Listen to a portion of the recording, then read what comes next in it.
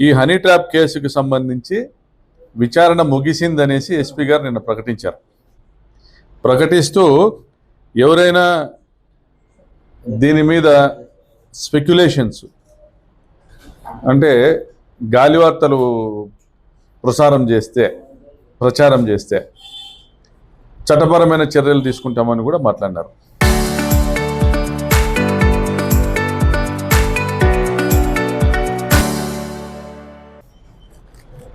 గాలివార్తలు మరియు మీరు చెప్పేటువంటి స్పెక్యులేషన్స్ అనేది ఏం జరిగినా కూడా ఒకవేళ మాలాంటి వాళ్ళు మాట్లాడినా లేదా మీరు ఇచ్చిన సమాచారం కావచ్చు, వారు ఇన్వెస్టిగేటివ్ జర్నలిజంతో జర్నలిస్టులు సంపాదించుకున్నటువంటి సమాచారం కావచ్చు, మీకు ఇది ఇప్పటికే జనంలోకి వెళ్ళిపోయింది. మామూలుగానే పోలీస్ డిపార్ట్మెంట్ మీద ఒక అభిప్రాయం ఉంటుంది. అయితే ఈ కేసు ఇన్వెస్టిగేషన్లో డిఐజీ గారు, ఎస్పీ గారు జినైన్గానే ఇన్వెస్టిగేషన్ మొదలు పెట్టారు అని నేను గతంలో జరిగిన ప్రెస్ మీట్లో చెప్పాను, ఇప్పుడు కూడా చెప్తా ఉన్నా. మొదలు పెట్టడము బాగానే జరిగింది కాబట్టి వెంటనే పాత్రదారుల మీద చర్యలు తీసుకున్నారు. నాకు తెలిసినంత వరకు నా దగ్గర కొన్ని ఫొటోస్ ఉన్నాయి, ఇవన్నీ నేను డిస్ప్లే చేస్తే కూడా బాగుండదు. ఈ కొన్ని ఫొటోస్ ఉన్నాయి, ఇవన్నీ కూడా సెమీ న్యూడ్ ఫొటోస్. ఏవైతే ఈ హనీ ట్రాప్ కేసులో బాధితులు ఉన్నారో వాళ్ళకి సంబంధించి సెమీ న్యూడ్ ఫొటోస్ ఉన్నాయి. సెమీ న్యూడ్ ఫొటోస్ ఇవి. ఈ సెమీ న్యూడ్ ఫొటోస్ను బయటికి ఎక్స్పోజ్ చేయడము, ఎగ్జిబిట్ చేయడము బాగుండదు. ఎందుకంటే దానివల్ల వాళ్ళు ఆత్మహత్యలు చేసుకునేటువంటి పరిస్థితి ఉంటుంది. ఇవి ఈ హనీ ట్రాప్లో 2 ముఠాలు ఉన్నాయి, ఒకటి టీడీపీ, ఒకటి బీజేపీ. మల్లీశ్వర్ అనుకుంటా, మల్లీశ్వర్ అనే ఆమె బీజేపీ, రంగమ్మ టీడీపీ. సో ఈ 2 ముఠాల మధ్య వచ్చిన గొడవలో, అంటే బీజేపీ టీడీపీల మధ్య వచ్చిన గొడవలో భాగంగానే ఒకరికి సంబంధించిన ఎవిడెన్స్లు ఇంకొకరు బయటికి మీడియాకు, పోలీసులకు అందజేసుకున్నారు. వారు కొట్లాడుకుంటే తప్ప ఇది వెలికి రానటువంటి వాస్తవం.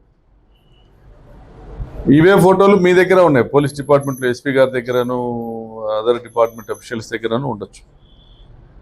అయితే ఇవి పోలీసులు ఎక్కడ ఎగ్జిబిట్ చేయలేదు. రిమాండ్ రిపోర్టు నిన్న ఫైల్ చేసి వాళ్ళని రిమాండ్ పంపించినారు.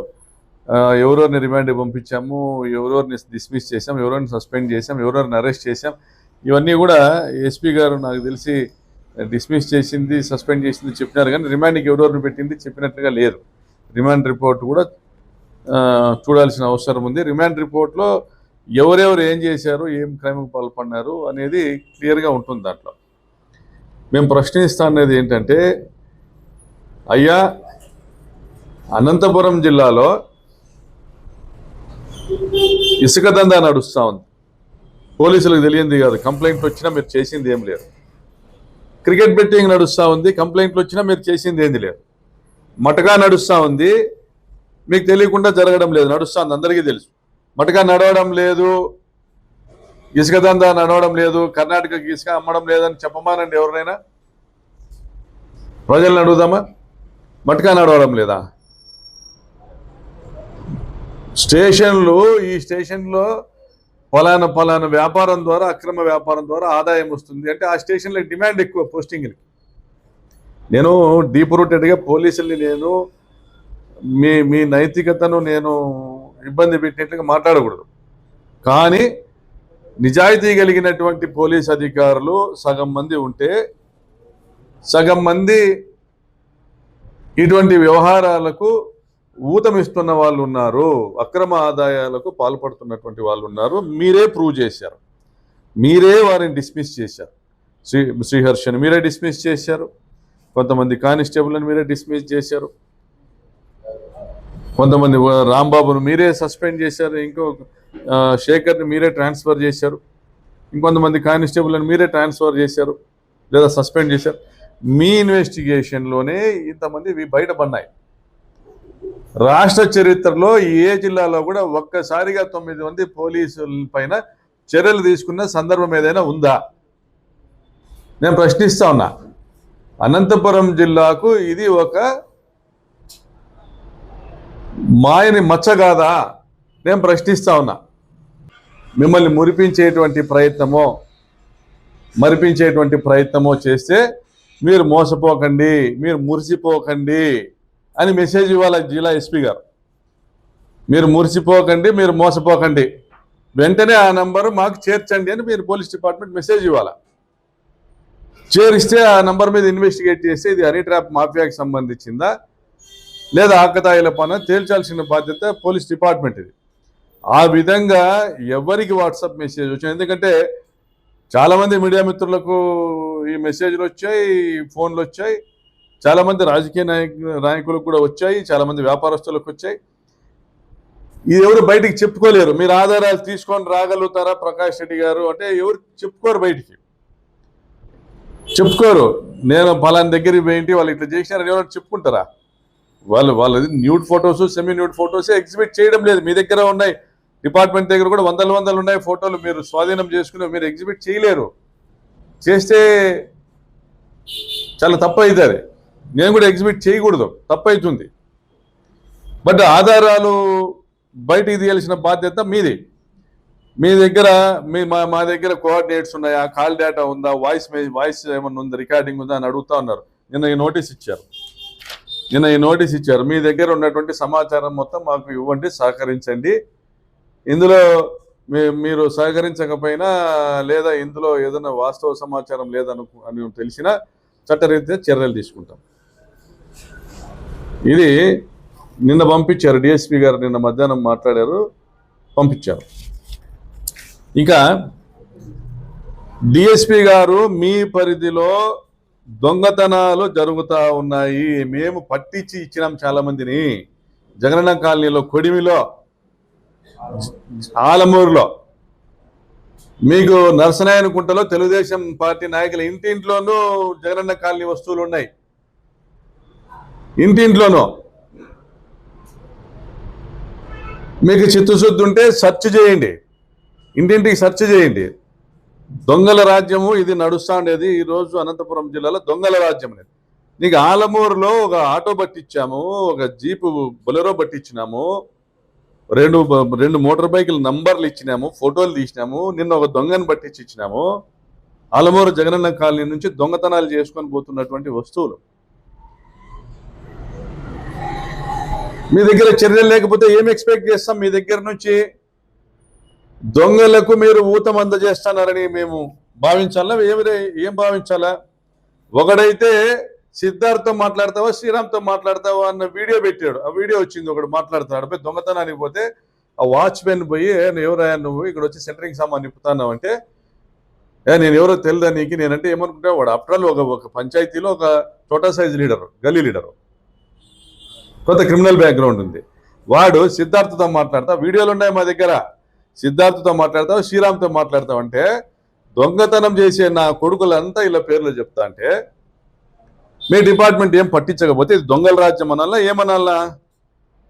పెన్నా నదిలో ఇసుక కాకెత్తకపోయిందా? పేరూరు డ్యామ్ కింద రోజుకు 500 ట్రాక్టర్లు ఇసుక ఎత్తకపోతా అంటే మీ పోలీసులకు తెలియకుండా ఇసుక ఎత్తకపోతారా?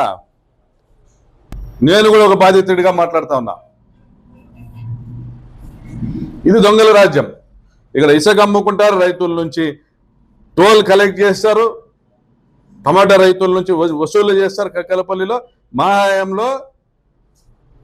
మా హయాంలో దాదాపుగా 4 సంవత్సరాలు పంచాయతీ వేలం ద్వారా, అంటే ఎండిఓ గారు నిర్వహించే వేలం ద్వారా పంచాయతీకి ఏదైతే ఆదాయం కలిగించే విధంగా octroi tax, toll tax collect చేసి 4 కోట్ల రూపాయల అభివృద్ధి పనులు చేయడం జరిగింది ఆ సర్పంచ్ ఆ పంచాయతీలో, కక్కలపల్లిలో. అంటే ఆ రోజు 200 రూపాయలే కలెక్ట్ చేస్తానంది లారీకి. మరి ఈరోజు 2000 కలెక్ట్ చేసి అది 40 కోట్లు 50 కోట్లు కాదా? మీ కళ్ళ ముందర దొంగతనాలు జరుగుతా అంటే, దోపిడీలు జరుగుతా అంటే ఏం చేతగానోళ్ళు మీరు మమ్మల్ని ప్రశ్నించే నైతిక హక్కు ఉందా మీకు? మీ ఎంఆర్ఓ ఆఫీసులు, ఈ ప్రభుత్వంలో ఎంఆర్ఓ ఆఫీసులు దందాలు చేయడం లేదా? ఆర్డీఓ మీద పేపర్లు రాస్తున్నారే, పేపర్లకు రాస్తున్నారు రిటైర్మెంట్ ముందు దందాలు చేస్తున్నాడని కాదా? నిజం కాదా? దొంగలు కాదా? ఆన్లైన్లో బుద్ధి నోంది పేర్లు మార్చుకోవడము, రిజిస్ట్రేషన్ చేసుకోవడం, మళ్ళీ పేర్లు మార్చుకోవడం, గవర్నమెంట్ భూములు వంకపరం మోకులు అమ్ముకునేటువంటి వ్యవహారాలు జరగడం లేదా? రిజిస్ట్రేషన్ ఆఫీస్ దగ్గర సెంటుకి ఇంత వసూలు చేయడం లేదా? ధర్మవరంలో రామగిరి మాజీ సర్పంచ్ ఒకడు, దానికి తోడు ఒక మాజీ మున్సిపల్ చైర్మన్ ఒకడు, సీకేపల్లిలో ఒక రౌడీ షీటరు రామగిరి ఒకడు. మీరు ఆడ కూర్చొని రిజిస్టర్ ఆఫీస్ కాడ పీకే పని నా కొడుకులకి వసూలు చేయడం లేదా జనాల దగ్గర? అనంతపురం రుద్రంపేటలో మీరు వసూలు చేయడం లేదా రిజిస్టర్ ఆఫీసులో? లక్షలు రోజుకు లక్షలు చూడకపోతే నిద్రలు వస్తున్నాయా మీకు అధికార పార్టీ నాయకులకి? ఇవన్నీ దొంగతనాలు కదా, ఇది దొంగల రాజ్యం కాదా? ఎవరికైనా ఇటువంటి కాల్స్ వచ్చినా, మీకు హనీ ట్రాప్ అని అనుమానం అనిపించినా, మెసేజ్లు వచ్చినా, ప్రొవోకింగ్ మెసేజ్లు వచ్చినా మీరు మైమర్చిపోవద్దండి, పొరపాటు పడద్దండి. ఇది ట్రాపింగే. ఫస్ట్ స్టెప్ అది. మీ నంబర్లు మీ సన్నిహితుల దగ్గర నుంచి తీసుకుంటారు. డబ్బులు ఎవరి దగ్గర ఉన్నాయి, సమాజంలో ఎవరు గౌరవస్తులు, ఎవరు కీలకమైన ఉద్యోగాల్లో ఉన్నారు, ఎవరికి బలహీనతలు ఉన్నాయి, ఎవరు వ్యాపారాల ద్వారా సంపాదిస్తూ ఉన్నారు, ఇటువంటి వాళ్ళని ఐడెంటిఫై చేసుకొని చేస్తున్నటువంటి మాఫియా ఇది హనీ ట్రాప్ మాఫియా. ఈ ఇన్వెస్టిగేషన్ మీరు ట్రాన్స్పరెంట్ గా ప్రజల ముందు చెప్పాల్సిందే. మీరు హషప్ చేస్తే అయ్యేది కాదు ఇది. ఇట్లాంటి 4 నోటీసులు ఇచ్చినా, నన్ను జైలుకు పంపినా నా గొంతును మీరు నొలమలేరు. ఈ జిల్లాలో జరుగుతున్న ప్రతి అన్యాయం పైన ప్రశ్నించడానికే వైఎస్ఆర్ కాంగ్రెస్ పార్టీ నన్ను ఇక్కడ పెట్టింది. మీరు ధర్మవరంలో పరిటాల శ్రీరాము గత 24 నెలల్లో ఎన్ని కోట్ల రూపాయలు వసూలు చేసినారో మీరు విచారణ చేసే దమ్ముందా మీకు? పోలీస్ అధికారులకి కంప్లైంట్ ఇచ్చే ధైర్యం లేదు అక్కడ ఉన్నటువంటి చేనేత వర్గాల వాళ్ళకి. కనీసం బయటకు వచ్చి మాట్లాడేటువంటి పరిస్థితి లేదు. ఈరోజు ధర్మవరానికి సంబంధించిన ఒక బీజేపీ లీడరు, కీలకమైన బీజేపీ లీడర్ ఈ హనీ ట్రాప్ లో ఉన్నాడు. వాళ్ళు తీసుకొచ్చి లోపలేయండి మీకు చేతనైతే. ఇదే రంగమ్మ సెవెనిల్స్ హోటల్ కాడ ఎవరెవరిని గెలిచింది మీరు డంపు తీయండి. మీరు లాస్ట్ 730 డేస్, లాస్ట్ 2 years కి సంబంధించి ఫోన్ కాల్, ఎవరెవరు ఫోన్లు అక్కడ వచ్చినాయి డంపు తీయండి. రంగమ్మ హోటల్ పక్కన టీ కొట్టుని ప్రశ్నించండి. సీసీ కెమెరాలు పెట్రోల్ బంకులో ఉన్నాయి, అక్కడేం జరిగిందో వాళ్ళని విచారించండి. పెట్రోల్ బంక్ వాళ్ళను, టీ కొట్టు వాళ్ళని, సీసీ కెమెరాలు ఎక్కడెక్కడ ఉన్నాయి, ఎస్వీఐటి దగ్గర ఉన్నాయి. రెట్రో అతను ఏం పేరు, పరిటాల సునీత తమ్ముడు మురళికి సంబంధించిన రెట్రో కాఫీ షాప్, దాన్ని మళ్ళీ శ్రీహర్ష తీసుకున్నాడు లీజ్ అనేసి ప్రచారం ఉంది. మీరు విచారించండి. అక్కడ పోయి కూర్చొని ఏం చేస్తున్నారు, ఏం దందా ఉంది? శ్రీహర్షకి ఏం పని? అతను పోలీస్ ఆఫీసర్, అతనికి ఏం పని? సెవెనల్స్ అసలు వీళ్ళతో ఏం పని? యాంటీ సోషల్ ఎలిమెంట్స్ తో పని, ఇటువంటి వ్యాపారాలు చేసే వాళ్ళతో ఏం పని? ఇంత అనైతికమైనటువంటి వ్యాపారాల నుండి కూడా డబ్బు సంపాదించాలనేటువంటి దుర్మార్గమైన దారుణమైన పరిస్థితికి రాజకీయ నాయకులు వాళ్ళు పాల్పడుతున్నారంటే సిగ్గు కావడం లేదా? ఇది సమాజం సిస్టమ్ లో ఉన్నటువంటి లోపము. ఇటువంటి ఇవేవైతే చీకటి దందాలు జరుగుతున్నాయో ఈ జిల్లాలో, ప్రత్యేకించి రాప్తాన్ నియోజకవర్గంలో, నీకు వీటన్నిటి మీద కేసులు కట్టండి, నా మీద విచారణ జరిపి కట్టండి, అవి నిలబెట్టండి. మరి ఇంత పెద్ద ఎత్తున అక్రమాలకు పాల్పడుతున్న వారి పైన మేము చర్యలు తీసుకుంటాం. మా జగనన్న సీఎం అవుతాడు, నేను ఎమ్మెల్యే అవుతా. సిబిఐ ఎంక్వైరీ ఆ రోజైనా వేయిస్తాము. ఈ హనీ ట్రాప్ పైన సిబిఐ ఎంక్వైరీ ఆ రోజైనా వేయిస్తాము. ఈ రోజు మీరు ఈ హనీ ట్రాప్ ను దీన్ని హషప్ చేసేటువంటి ప్రయత్నం ఎవరైనా చేసిన అధికారులు, ఇక్కడ ఇంతకు మించి ఏం జరగలేదు, ఏదో చిన్నవి జరిగినాయి అని చెప్పే ప్రయత్నం చేస్తున్నారు. 100ల కొద్ది ఫోటోలు మీ దగ్గర ఉన్నాయి డిఎస్పీ గారు, 100ల కొద్ది ఫోటోలు ఉన్నాయి మీ దగ్గర. మీ మీద మాకు గౌరవం ఉంది. ఇన్వెస్టిగేషన్ ఇంకా కంటిన్యూ చేయాల్సిన అవసరం ఉంది.